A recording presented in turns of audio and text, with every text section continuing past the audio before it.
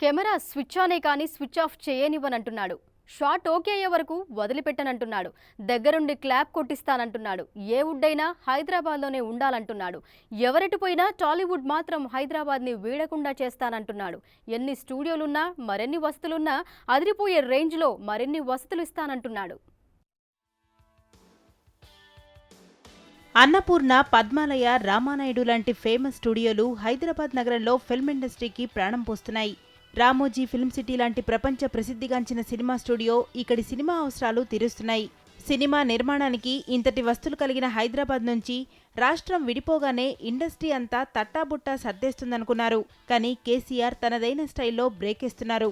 ఎవరు ఎటు వెళ్లినా హైదరాబాద్ సినిమా లెవెల్ తగ్గేది లేదని కేసీఆర్ డిసైడ్ అయ్యారు. 6 కాలాల పాటు సినిమా ఇండస్ట్రీ హైదరాబాద్లోనే కళకళ్లాడేలా కేసీఆర్ ఫిల్మ్ సిటీ ప్రతిపాదన తెచ్చారు. ఏకంగా 2000 ఎకరాల్లో సినిమా సిటీ నిర్మాణం చేపట్టేలా ప్రణాళికలు రచిస్తున్నారు. దర్శక నిర్మాతల్లో భరోసా నింపేలా వారి భవిష్యత్తుకు డోకా లేదని చెప్పకనే చెబుతున్నారు.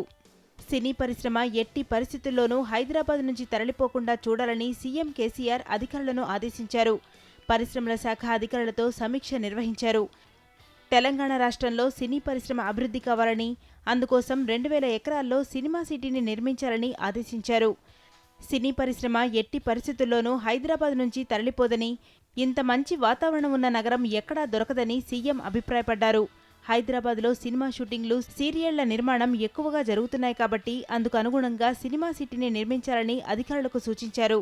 గ్రాఫిక్స్, ఎఫెక్ట్స్ లాంటి సాంకేతిక స్టూడియోలు సినిమా సిటీలో ఉండేలా చూడాలని పేర్కొన్నారు. రాష్ట్ర రాజధానికి 6 ప్యాక్ల health city, sports city, education సిటీలతో పాటు నగరంలో సినిమా సిటీ ఏర్పాటుకు తెలంగాణ ప్రభుత్వం చర్యలు చేపట్టడంతో టాలీవుడ్ హైదరాబాద్కే ఫిక్స్ అయ్యే ఛాన్సులున్నాయని విశ్లేషకులు అభిప్రాయపడుతున్నారు.